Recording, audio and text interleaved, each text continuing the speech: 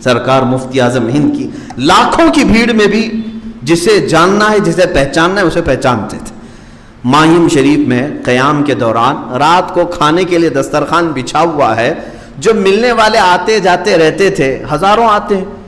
آپ نے کھانا شروع کرنے سے پہلے ہی لوگوں سے پوچھا فلاں ایک مرید ہمارا آتا تھا کرلا سے, وہ کیوں نہیں آیا؟ 2 دن ہو گئے مجھے آ کر کے, ملاقات کے لیے ابھی تک نہیں آیا, جبکہ وہ ہمیشہ میرے آنے سے پہلے کھڑا رہتا تھا, کیوں نہیں آیا؟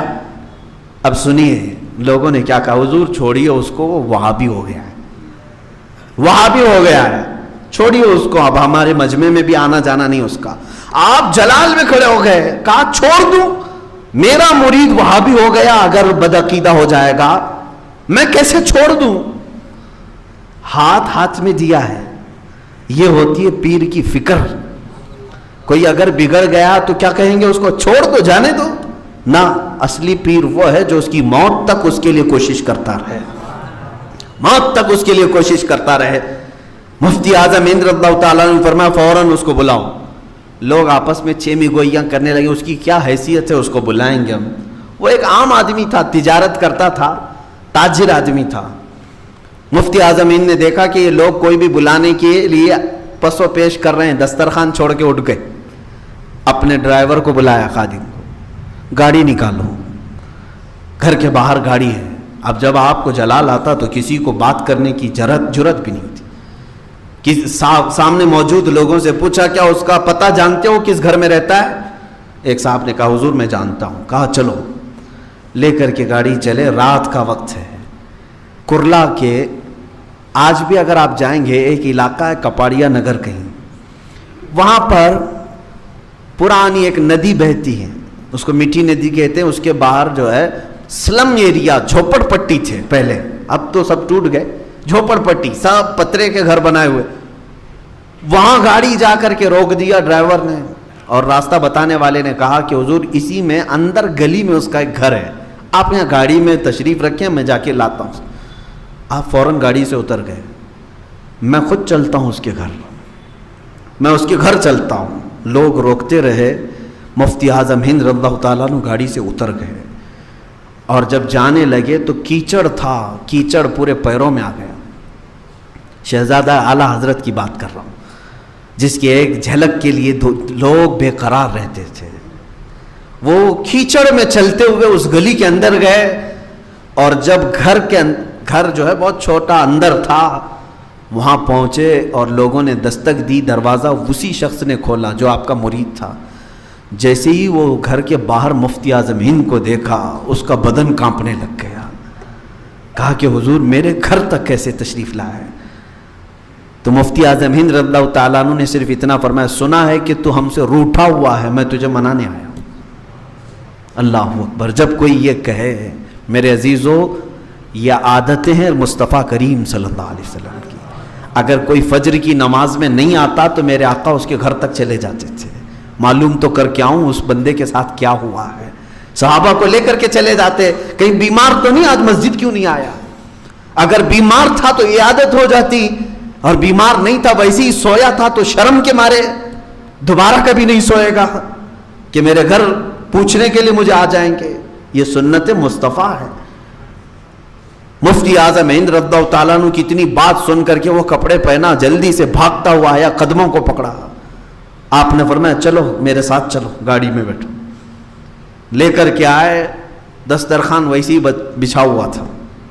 ماہم شریف آنے کے بعد بیٹھ کر کے آپ نے سب سے پہلے سختی سے پوچھا, بتا کیا وجہ ہے کہ تو غلط عقیدے کی طرف چلا گیا, بد عقیدہ ہونے کی کوشش کیا, یا تیرا میل جول فلاں فلاں فلاں کے ساتھ ہو گیا, میں تیرے بارے میں کیا سن رہا ہوں؟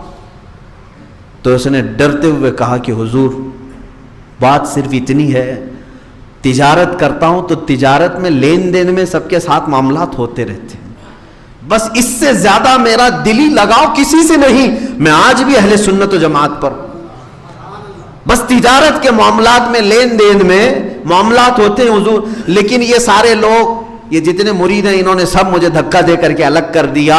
صرف میری اتنی بات کو لے کر کے انہوں نے مجھے کہا کہ تو بدعقیدہ ہو گیا ہے، تو وہابی ہو گیا ہے، تجھے اہل سنت و جماعت سے نکار دیا گیا ہے. یہ سب باتیں انہوں نے کہہ کر کے مجھے نکال دیا. واپس مجھے آنے کی ہمت نہیں ہوئی، اسی لیے سرکار آپ کی بارگاہ میں نہیں آ سکا. مفتی اعظم ہند رضی اللہ تعالیٰ عنہ نے پھر سارے مجمع کو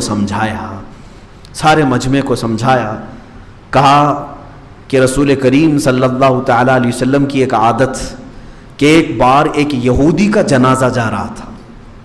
حضور صلی اللہ تعالیٰ علیہ وسلم بیٹھے ہوئے تھے، کھڑے ہو گئے. کس کا جنازہ جا رہا ہے؟ یہودی کا. کھڑے ہو گئے اور حضور اکرم صلی اللہ علیہ وسلم کی آنکھوں میں غم کے آثار نظر آئے، آنسوں کی تھے. صحابہ نے کہا یا رسول اللہ صلی اللہ علیہ وسلم، وہ یہودی ہے، کافر ہے، اس کا جنازہ جا رہا ہے. آپ نے فرمایا میں اس کو جانتا ہوں، پہچانتا ہوں، مجھے غم اس بات کا ہے، کاش اس کی زندگی میں اس تک ایک بار بھی پہنچا ہوتا اور اس کو دعوت دین دیا ہوتا، شاید وہ میرے دین کو قبول کر لیتا اور آج جنت کی طرف جا رہا ہوتا. میں اس کی زندگی میں اس تک نہیں پہنچ سکا، مجھے اس بات کا افسوس ہے. وہ اللہ کے نبی صلی اللہ تعالیٰ علیہ وسلم اس بات کا غم رکھتے تھے کہ میں ہر ایک تک پہنچوں، ہر ایک کو ایمان ملے، اور تم لوگوں نے اپنی جماعت میں سے کسی ایک کو ایسے کیسے خارج کر دیا؟ وہ بھی مفتی اعظم ہند کے ہاتھ پر ہاتھ دیا ہوا شخص، اس کو نکال کر باہر کر دیا کہ سنی نہیں ہے. مفتی اعظم ہند رضی اللہ تعالیٰ عنہ نے سب کو تنبیہ کی اور کہا کہ ان معاملات میں جب بھی ایسی کوئی بات آئے علماء اور مفتیان اعظام کے سامنے رکھیں، خود سے کسی کو فتوے دے کر نہ نکالیں. سختی کے ساتھ جب آپ نے فرمایا، اور پھر اس شخص کو بھی تنبیہ کی کہ معاملات کیا ہیں، موالات کیا ہیں، کس حد تک آپ غیر مسلمین سے تعلقات رکھ سکتے، یہ سارے اصول سمجھائے. اور پھر اس سے کہا کہ عہد کرو کہ اہل سنت و جماعت پر مضبوطی سے قائم رہوں گا. اس نے کہا حضور اس سے میں بال برابر بھی نہیں ہٹوں گا، بس تجارت کے معاملات تھے اس لیے میں چلا گیا. یہ تھا فکر امت جس کو کہتے ہیں مفتی اعظم ہند رضی اللہ تعالیٰ عنہ کی. یہ نہیں کہ نکالنے کے لیے جلدی سے جلدی نکال دیں، اتنے سارے سب خارج ہو گئے.